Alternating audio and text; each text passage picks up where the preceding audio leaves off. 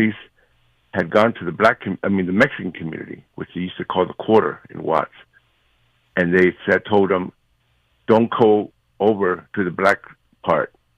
It actually wasn't that divided, but still, they cordoned off that neighborhood so they wouldn't split. And 2 or 3 of the people that died, the 34 people that died, were Mexicans trying to get over to join the rebellion. The police killed them before they can get there. They didn't want black and brown to be in there. And then the white working class, which was the other side of Alameda over the tracks, were told, get your guns, they're going to come kill you. You know what I'm saying? Wow. I think they were dividing us. Obviously, race divides us, but they were dividing us as a class. We couldn't fight as a class. It was to keep us at each other's throats. And that's been the way ever since and way before then. We couldn't unite around the common things we were dealing with. You know, there's a big GM plant in Southgate just across from Watts. That's where a lot of people were working and trying to survive. I mean, when we talk about where we are today in South LA and Watts, it's really important to know that, right? Because we went from people being able to work in a factory and support a family on one income to all of those jobs just disappearing and being replaced by what? Well, it became the service jobs you could do, which meant a lot of people were even more, the homelessness that we're talking about really started in the 80s when that manufacturing left. That's permanent homelessness where people couldn't get a job for nothing. In other words, that deindustrialization, as blacks and browns were beginning to enter the skilled jobs and start buying homes, undermine our communities. And I'll tell you, at the same time, as you know, because I was covering this as a reporter, crack comes in. Right. This is in the 80s. This is no accident. Guns and crack comes in. And so the street gangs, which were always there, became, in some places, the economic life of some of these communities. So you can see, I think it's like a perfect storm that was created to undermine our communities that led eventually to the 92 uprising, which is another surge of people saying we're tired of all of this. So I think we need to know, or at least go back to the roots of some of this stuff, how they undermine our communities. They purposely, as we know, brought in those drugs that now has moved into fentanyl and tranq and a whole bunch of other drugs. It just keeps going. No matter how the war on drugs goes, we get more drugs. I remember when I was a kid, it was heroin, it was weed, some pills. Now you got everything. There's all kinds of stuff. So it actually made things worse. And our communities got hit the hardest. And that's why I think it's very hard to consider the unity that we should have had as black and brown working class people, and even some of the white people who could have been, but they were always told, be afraid of black and brown. You know how that goes. We never could unite under our circumstances.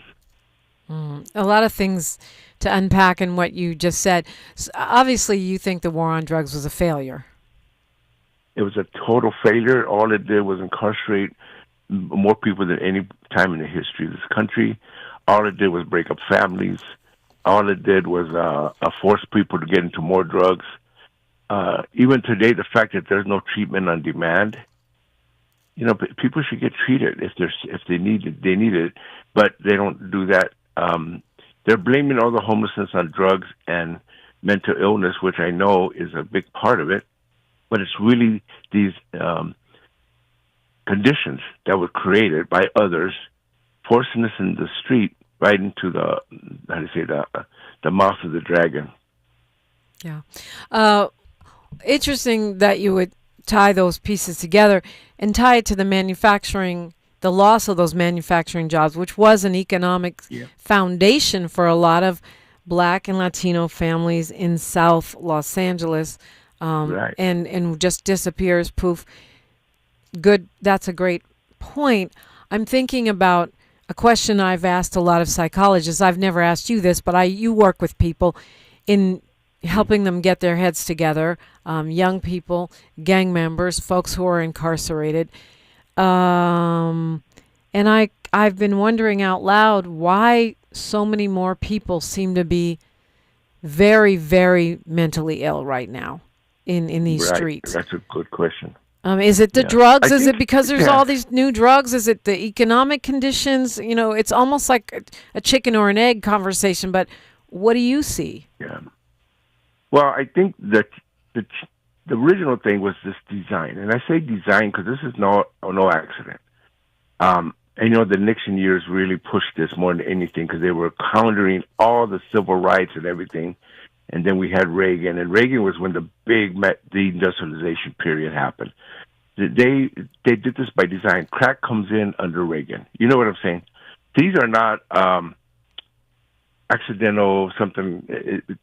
There's a design underneath all that to destroy our communities, destroy our families, and that's what we saw over the last 40, 50 years. I saw it in Chicago, by the way. I lived in Chicago for 15 years. I moved there in 85. The same thing was going on there. In Chicago, after LA had more manufacturing than any other city. The steel mills were gone when I moved there in 85. There was stockyards gone. The gangs also rose up. They got more organized. They had more drugs, more guns. They were killing each other, but they were also plying the community with whatever drugs was coming in. When I'm in the prisons, I tell these things to these guys, and guys and women, but they all agree. But I also tell them, it's like that song Ice-T used to say, we played ourselves. So the problem is that many of us fell into those traps that somebody else created. And they understand, say, yeah, we did. We fall right into it. They put those traps and we fall right into it. And they agree. We played ourselves into that world. And this is why the consciousness is part of the liberation, right? Scott Heron would say the revolution will not be televised. He meant that revolution in your mind. And that's part of the issue. How can we re-conscious our communities to be aware of what actually happened leading up to even today, to Trump and all this madness? It's a big, giant thread that's been building and building, and now we're seeing the end results. The homelessness in L.A. is no accident. I saw when it was happening. I used to be homeless when I was a teenager. It wasn't the same thing in the early 70s. It wasn't. It was just a bunch of, what used to call hobos. I never called myself a hobo. We never called ourselves homeless. We just didn't have a place to live. But by the 80s, it was permanent. It was Skid Row had become huge encampments all over the LA River and all kinds of places where I used to hang out. Something had changed qualitatively. It wasn't the same kind of world, and that's the world that we've inherited. We're talking with poet, activist, healer, and sometime gubernatorial candidate Luis Rodriguez. We'll continue the conversation when we come forward on KBLA Talk 1580. A safe place to go loud. A great place for progressive politics. KBLA Talk 1580. Is reviewing life insurance on your to-do list? Now's the perfect time to add it. A friend recently told me that securing life insurance sooner rather than later can help you lock in lower rates for years to come. So I bumped this up on my list and got it done. I called SelectQuote and couldn't believe how easy and affordable life insurance is. I'm 40 and got a $500,000 policy for $16 a month. My husband's also 40 and his $500,000 policy was only $18 a month. Plus, with SelectQuote's same-day coverage, there was no medical exam required, and we were covered by the time we hung up. Knowing I have this checked off my list feels amazing, but the peace of mind knowing my family is protected feels even better. Call SelectQuote at 1-800-729-7070. That's 1-800-729-7070. Or go to SelectQuote.com to get your free quote today. That's 1-800-729-7070. Details on example rate at SelectQuote.com. Sometimes an identity threat is a ring of professional hackers. And sometimes it's an overworked accountant who forgot to encrypt their connection while sending bank details. I need a coffee. And you need LifeLock because your info is in endless places. It only takes one mistake to expose you to identity theft. LifeLock monitors hundreds of millions of data points a second. If your identity is stolen, we'll fix it, guaranteed, or your money back. Save up to 40% your first year with promo code NEWS at lifelock.com. Terms apply. Let's go! You're still glowing, flirting, grooving. You still got it. But your immune system weakens as you age, making it harder to fight flu, pneumococcal pneumonia, RSV, and COVID-19. Vaccines are a key part of any health routine and help strengthen your immune response. Ask your doctor or pharmacist which vaccines you need. Schedule in minutes at vaxassist.com. Sponsored by Pfizer.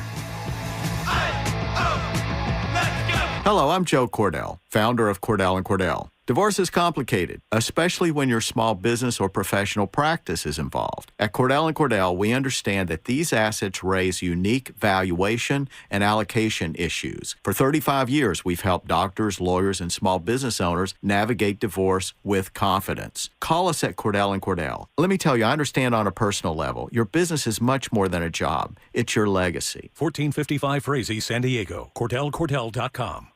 Hey, listen to this. All I needed was a new starter. Got a great deal on eBay. Did it myself. Yeah, that's cool. But how about the soft purr of an upgraded exhaust when it fits just right? For me, it's the little things. Like these new windshield wipers from eBay I installed. From small fixes to big upgrades, eBay has all the parts you need at prices you'll love. Guaranteed to fit every time. eBay. Things people love. Eligible items only. Exclusions apply. This is KBLA Talk 1580, where everybody is somebody and nobody is a stranger. You belong here. You do, and I'm glad that you are here with me and poet laureate emeritus Luis Rodriguez.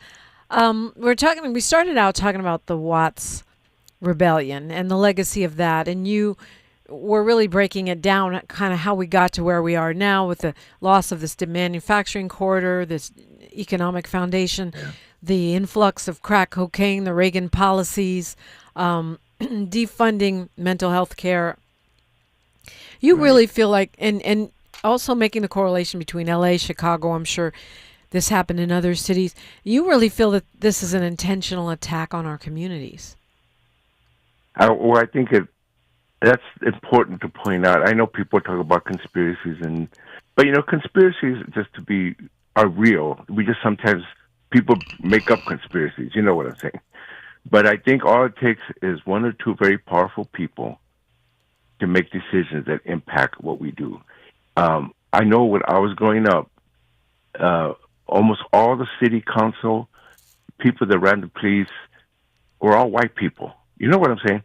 The teachers, the school boards, they were almost all white. It was a battle to get black and brown people in there, as you might have known. They ran everything, and they was totally anti-black and anti-Mexican at the time. Now we got the Latinos, but that's what it was. And I think that's important to point out because that means that they restricted us from good housing, restricted us from better jobs, and then when the jobs left, pretty much threw us out into the streets. We were part of capitalism, and now we're not part of capitalism, because we can't, if without those kind of jobs, you're not even able to survive. This is what I witnessed, so obviously this is something that I've seen being in LA, but also living in places like Chicago, and you're right, it's all these cities, I've seen it, where they just completely hit the black and brown communities extra hard and makes white working class people who also are under these circumstances feel that they're not aligned with us, you know what I'm saying? But they are, but they're not seen that way. That's how they can become MAGA, fodder for MAGA, because they're actually in not too good shape themselves, but they always think they're better than the others. You know how that goes. Yeah, they're being tricked. But it's a really keen observation about Skid Row, because when I talk about homelessness, a lot of times I think it's really exploded within the past 5 to 10 years, where we didn't really see unhoused folks everywhere in South LA. They were mostly just Skid Row and Santa Monica. Right. Now it's from Palisades to, Palos Verdes, everywhere. So I always thought of it in that frame, but that's probably because I never was really clocking LA before the 80s where, maybe there was no Skid Row. It wasn't the Skid Row that we know. I was homeless, and so I knew that there was the LA River had encampments, but very small ones. All the cholos hang together. You know what I'm saying? There was a Indian alley where Native Americans, right there on 4th Street, and Wilton, they had their own little place to hang. In other words, everybody had their own spots. The majority were always black, but there was 4 whites too. The homelessness wasn't the kind of homelessness that I began to see in the 80s when I hooked up. I was in Chicago and I hooked up with the Union of the Homeless in Pennsylvania, because then they were talking about this is permanent homelessness. These are people that will never, ever have a job and or a home. And I saw this and I saw that expand. That's what we're seeing in LA. LA has all this homelessness because it's a successful capitalist city. You know what I mean? Rich people made a lot of money off LA. The developers came in. They fixed up downtown when it was such a mess for years. They pretty much left it to black and brown people. And then when they fixed it, they found ways to get rid of as many black and brown people as they could. Then gentrification comes in, pushing more and more people out. The rents went crazy. So you can see how the design starts developing itself, starts eating at who we are as people. And this went on. It went on in New Jersey. It went on in New York. It went on in all the cities because I've been across the country and I've seen the same thing pretty much. Oakland, Bay Area, where the gentrification just pushed more and more people out into the streets, and that's how you've seen the kind of homelessness that we're seeing today. I mean, so as you're telling this story, it's the economic downfall that comes before the mental health and the drug explosion. Not if we're talking chicken and egg. Yeah. Right. I think so because, you know, even when I was homeless for 3 years, I can see I used heroin. Why? Because you have to self-medicate. This is a messed up world. And heroin was everywhere. Now it's fentanyl, so it's trank, it's a bunch of other stuff. In other words, the drugs are available for the poorest people. They can't get, good health care. They can't get good food. They can't get a lot of things, but they can get drugs anywhere.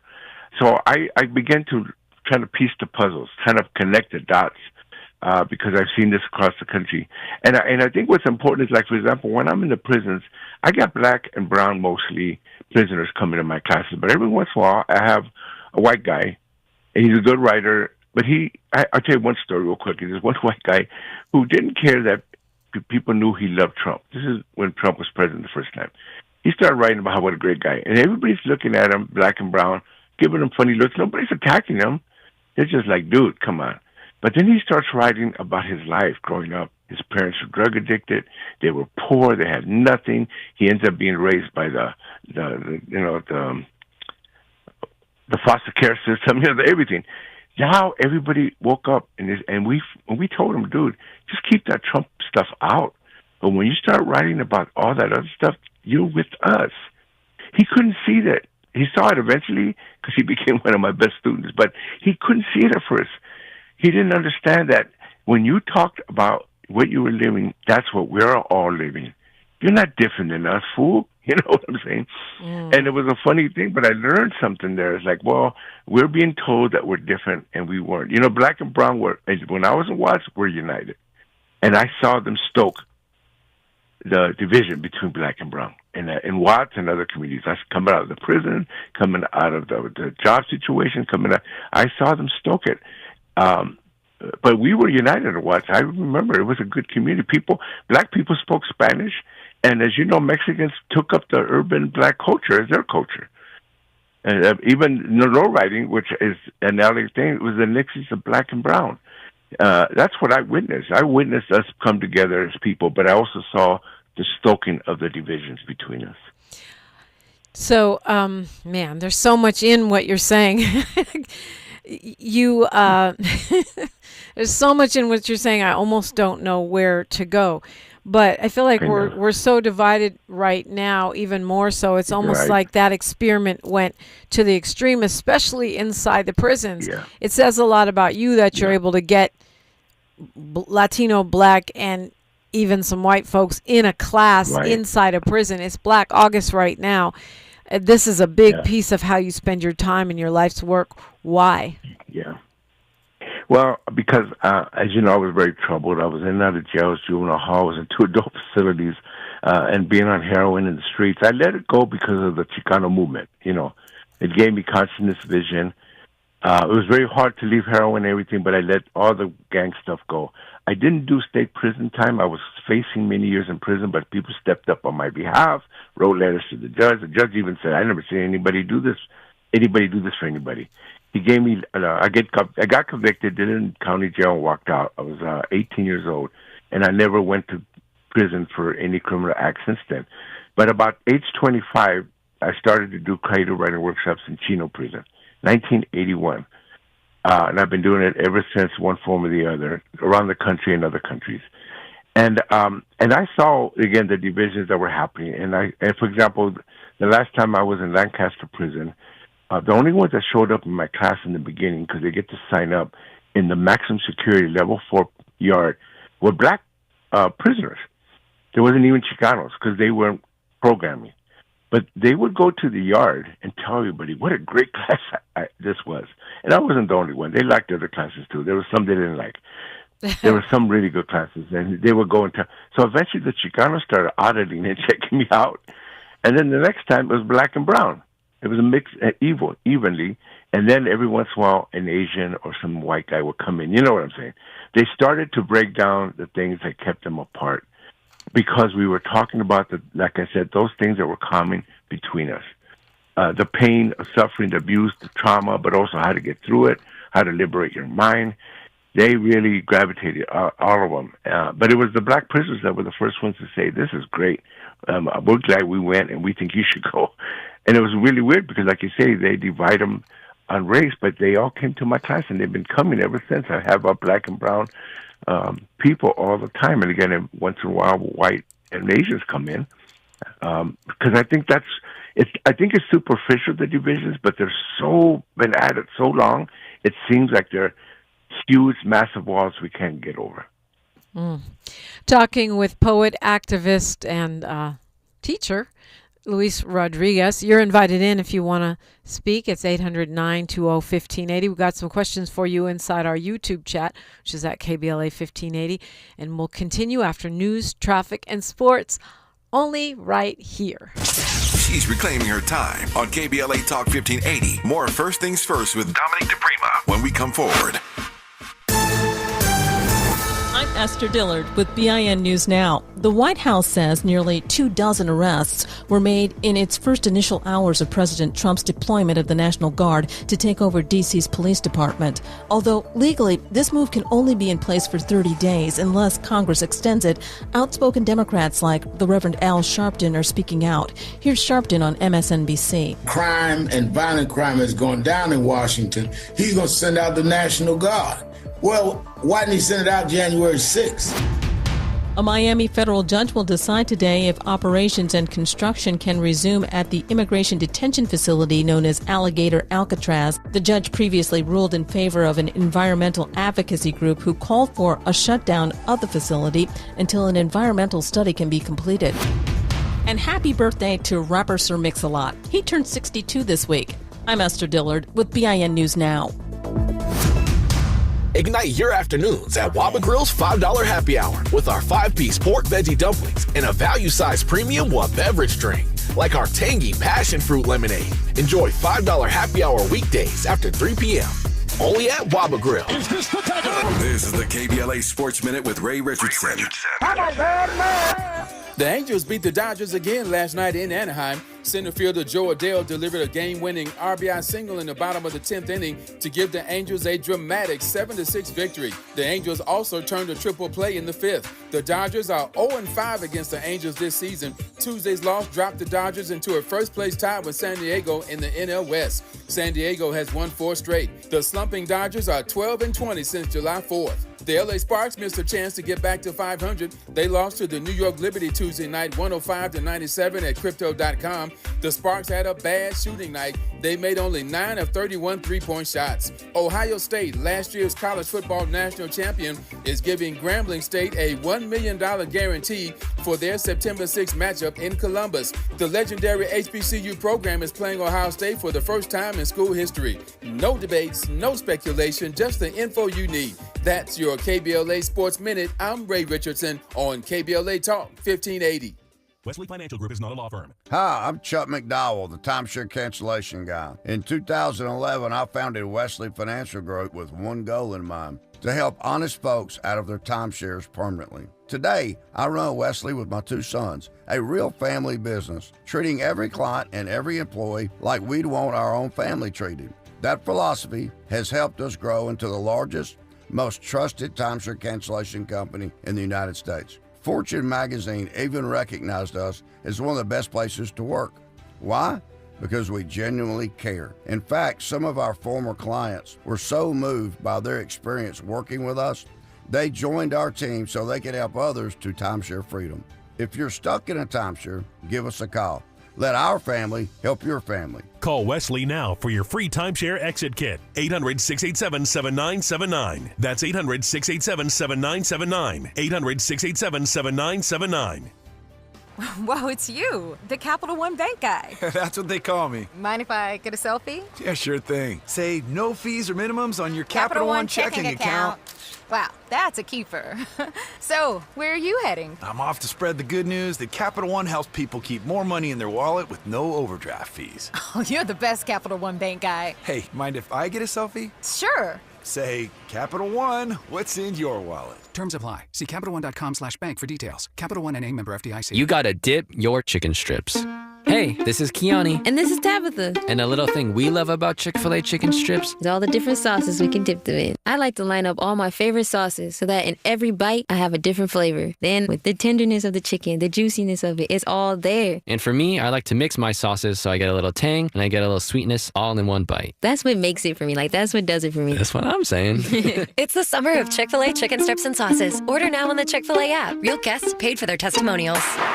This is KBLA Talk 1580, where everybody is somebody and nobody is a stranger. You belong here. Luis Rodriguez is our guest. He is the proprietor of Tia Chucha's community center and bookstore.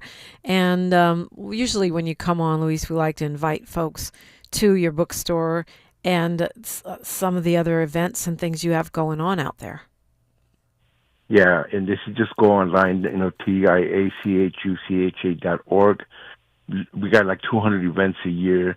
We're the only bookstore, the only art gallery, the only movie house, the only performance space for 500,000 people in the Northeast San Fernando Valley. That's just incredible to think about. For those who heard my promo, I just want to let you know that the singer Amitafra, hopefully I'm saying it right, who we had planned to have this week, will be joining us in a couple weeks. She's rescheduled, so folks that were asking about that, she'll be with us on the 27th. We got a lot of great things going on around here. Luis, we have Morris calling on the phone from Inglewood. Good morning, Morris. Good morning, Luis. I just wanted to ask you, are you familiar with a man by the name of Sal Castro, a former instructor at Lincoln High School who led a walkout in 1968? And are you also familiar with a book called Brothers Under the Skin by Kerry McWilliams? And thank you. Yes, I read that book. Kerry McWilliams actually has another one called North of Mexico, which kind of documents the Mexican trek to LA and California. Sal Castro was actually one of my teachers. Now, I didn't go to Belmont High School when he was there, or Lincoln when he was there. He had these Mexican-American youth conferences at Hess Kramer, the camp that burned down. But we were having these radical meetings with youth, and he was one of the people. I met him and others. Because in 68, I walked out. I walked out as well. There was like 20,000 kids that walked out of East LA schools. And it was the largest walkout of students in the history of the country up to that time. And I ended up doing it, even though I was 13 years old and I got suspended. In solidarity, I did it. But it was people need to know that's my history. I was in the Watts is also my history. Watts is my home. It's I lived there until I was 8 years old, and then I came back in my early 20s. My oldest kids were born when I lived there. And so these are important part of my story. The Chicano moratorium, I was in that and got arrested and ended up in Murder's Row because they wanted to charge me for the murders that the police had killed people during the so-called East LA riot. They killed 3 people, and they were going to charge us because they blamed the Cholos for starting everything. These are stories that are in my books, by the way. But I carry that history because I think it's important to keep finding those ways that we can come together, connecting these dots, realizing that our conditioned circumstances we have much more in common than we have that distinguishes us. I'm all for uplifting the black community. When the blacks in this country and in the world are liberated, the whole world gets liberated. That's just a fact of the world. But I also think that the unity around our circumstances are got to be paramount so we can realize we can break through some of these divisions that have been stoked and made up against us for years. Jerry Anderson says pitting people against each other is the European playbook from way back. Jay Franklin says in Detroit we stick together, pound, pound, and has a black and brown fist there. Willie Ellis says, could you ask your guest what's the Whittier riot and what's the beginning of the Chicano movement?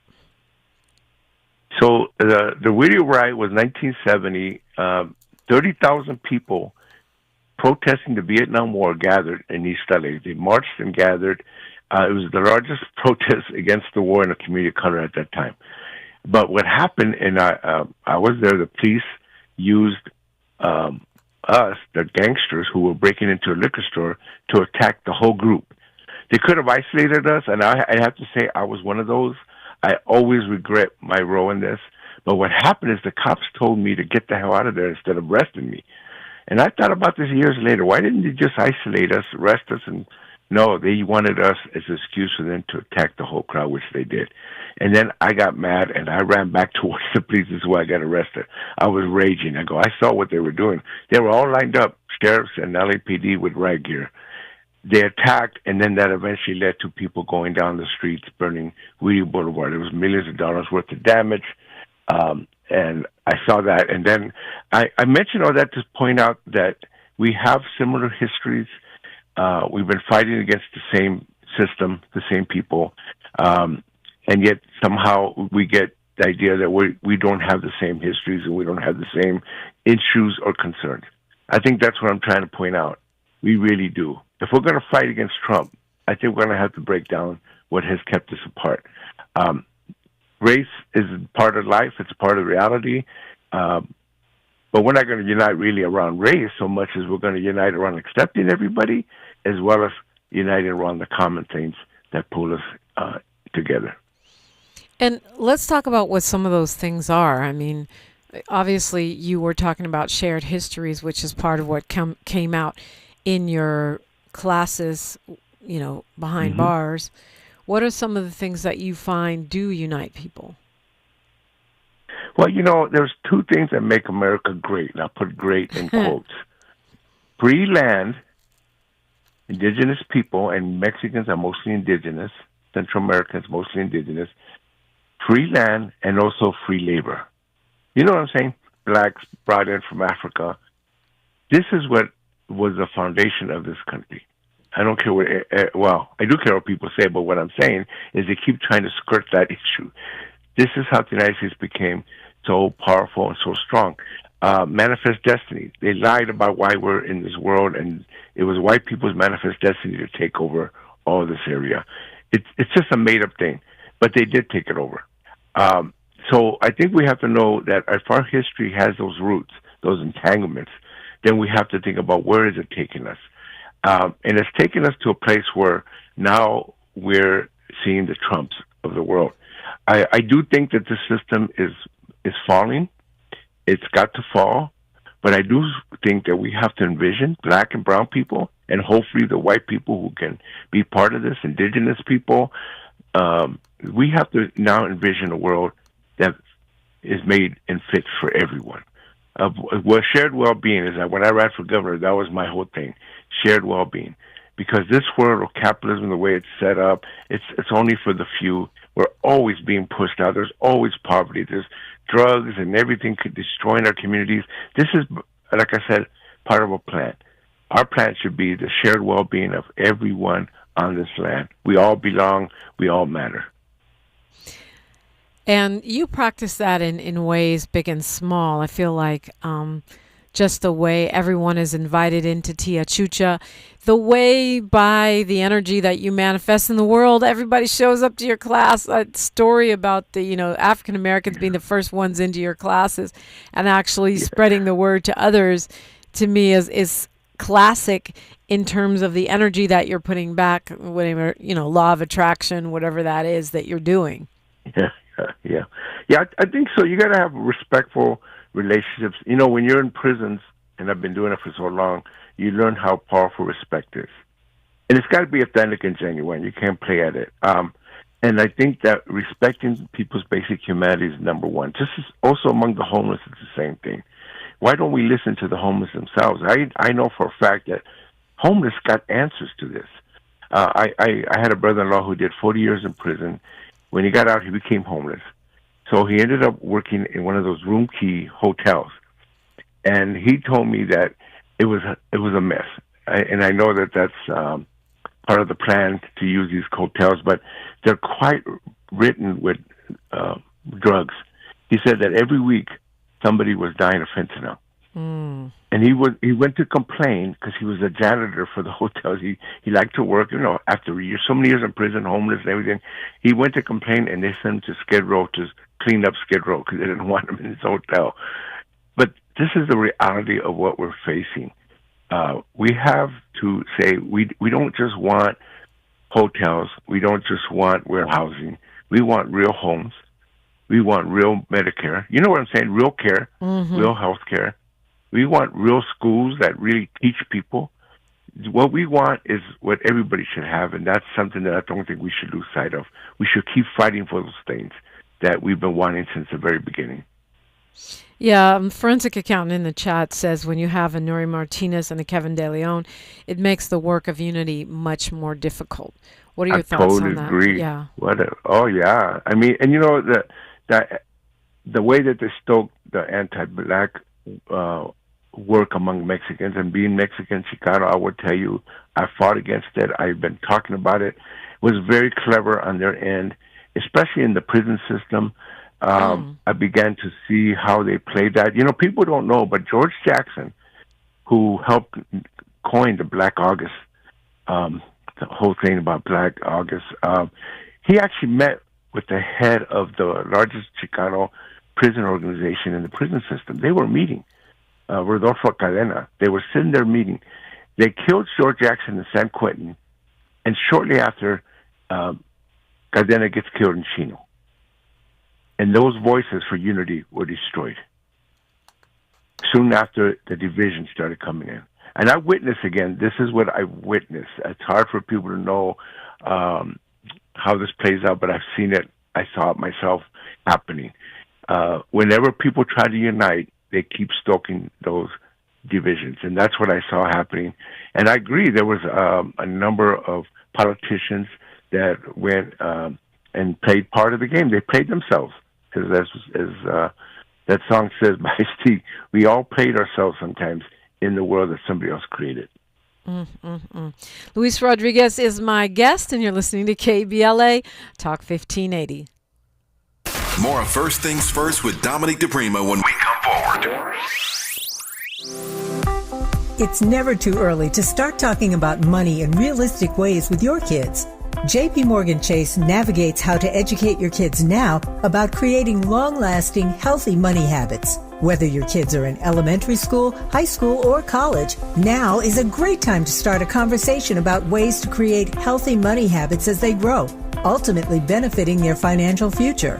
Talking about money in a realistic way to support your kids' lifestyle and dreams, your first banking account geared towards high school or college. It's never too early. Explaining the basics, what you earn and what you spend, building financial confidence starts with getting organized. Learning and practicing vital money skills now will stay with them for life. Tools they will have to stay on top of their finances and achieve their goals. This segment is sponsored by JP Morgan Chase.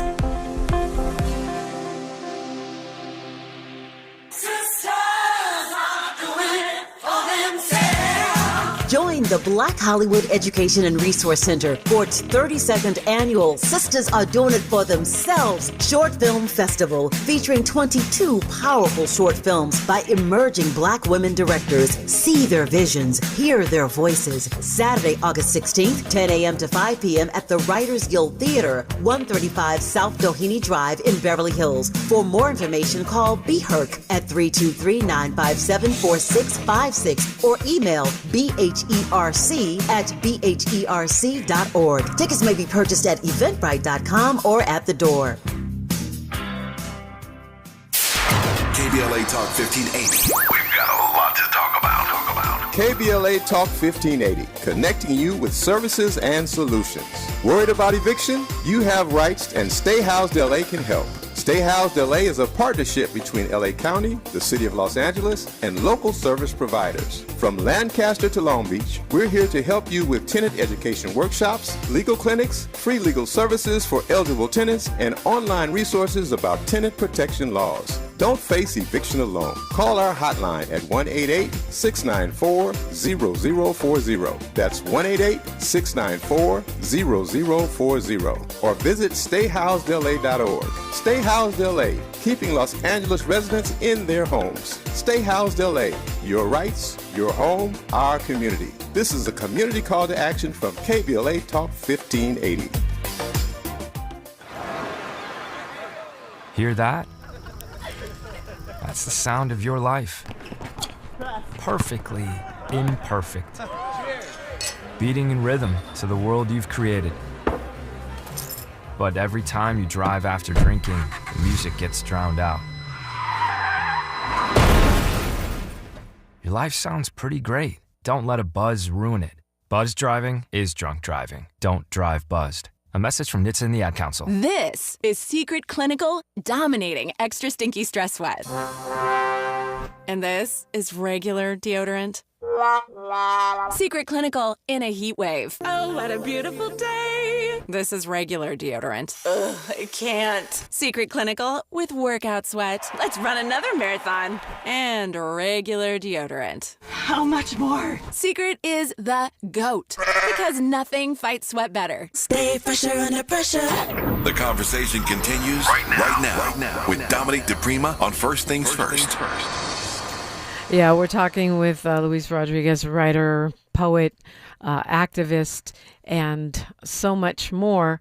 Granddad, dad, and great-granddad. Daniel Samir Siran in the chat says, free land and free labor made America great. You know, the truth has a certain feeling to it, the truth they run from. Yeah, so well framed and so well said, Luis Rodriguez. Thank you. Always, Dominique. We got Phyllis on the phone calling us from LA. Hi, Phyllis. Yes, good morning. Good morning. Good morning. Yes. So, yes, hi.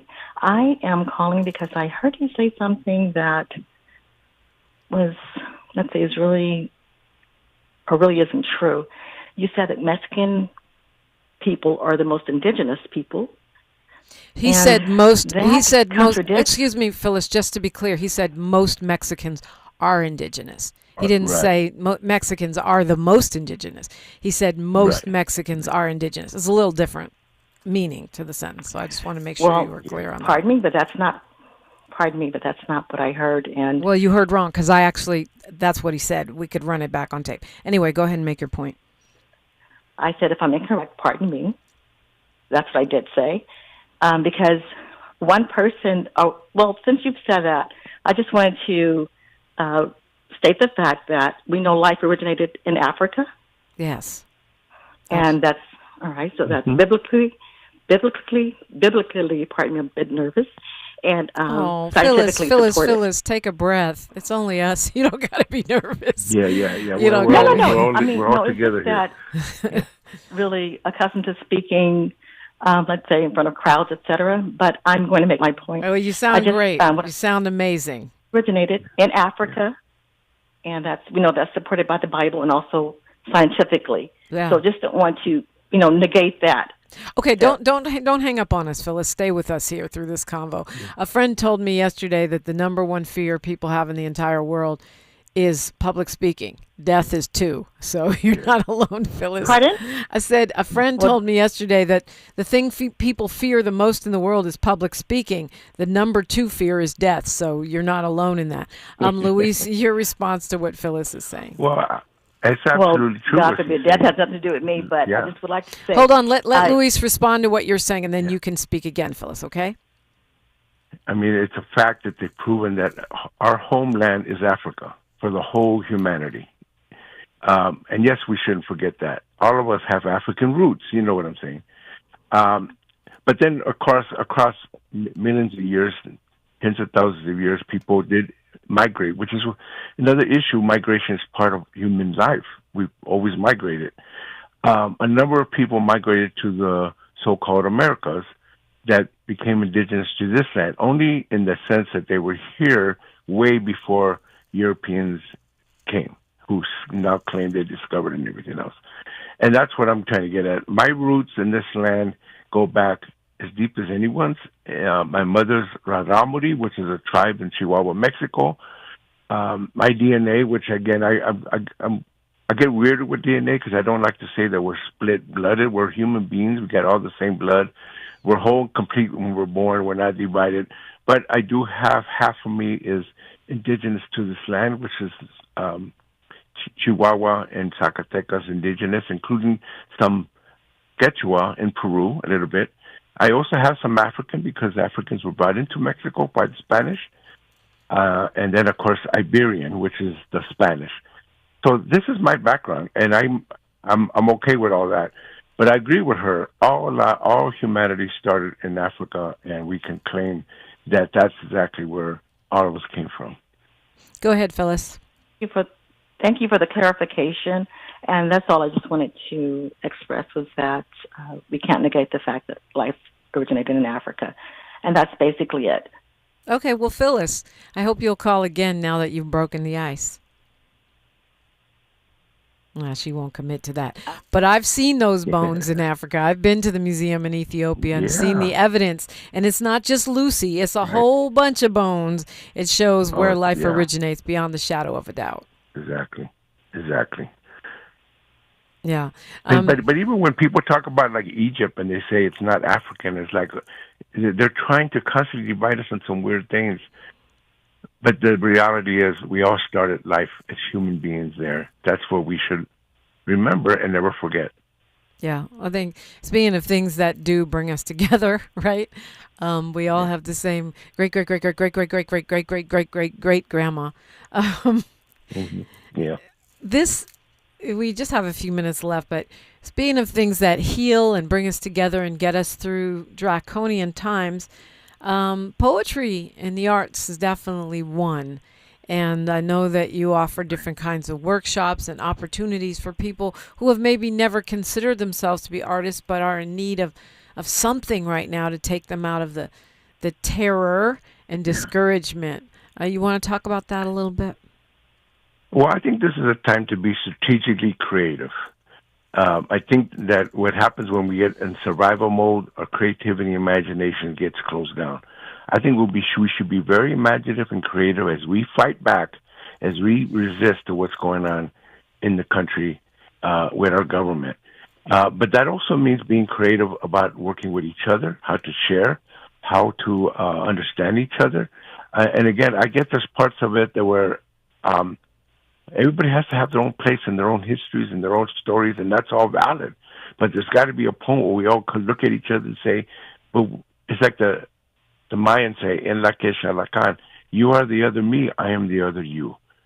We have to see that we are all in the same boat together, and if we're not gonna sink together, we're gonna have to lift these boats. Yeah, I have this kick that I'm on now, Luis Rodriguez, where I try to say every day, remind us, I say take a pledge of some kind to be courageous. I say fearless is the way forward, because I know that it's scary for a lot of folks right now, and it's easy to get sucked into that, like you said, a survival mindset, and move away from a creative and courageous way of life. But I've never seen you back down from being outspoken, being what some would call radical, and being creative. How do you stay there? Well, I'm 71 this year, and these are going to be my best years. Me and my wife Trini have said, and she's a year older than me. They think she's 10 years younger. That's how beautiful she looks. But I say this is going to be our best years. But we're not going to be the same as when we were 20 or 30 or 40.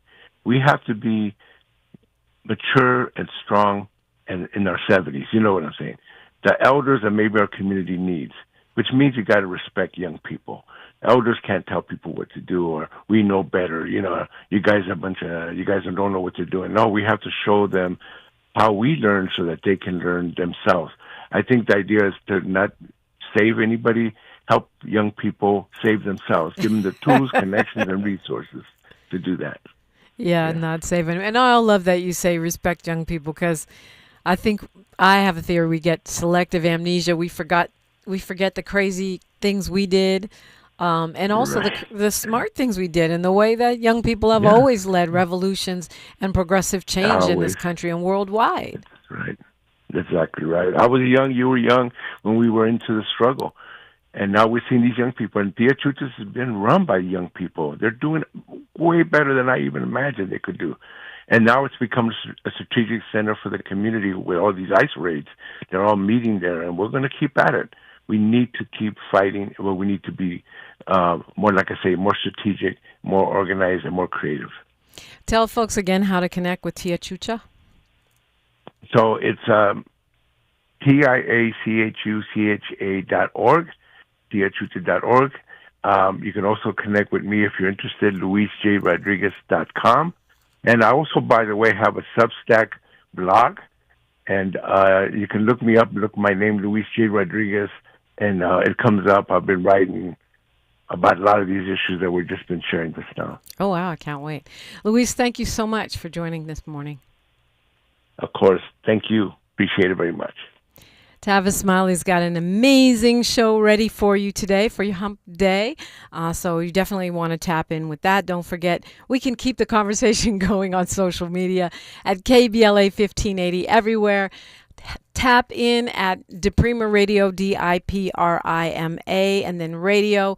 Of course, you can vote on what we're naming Thursday. Tomorrow is the day when we will take it down to 2 and we will do the final vote. So get your votes in today on Instagram and on Twitter. Like my mama, the late, great poet Diane DiPrima used to say, history is now. Like I always say, we're making it together till tomorrow. One love. KBLA 1580 Santa Monica. I'm Esther Dillard with BIN News Now. The White House says nearly 24 arrests were made in its first initial hours of President Trump's deployment of the National Guard to take over D.C.'s police department. Although legally, this move can only be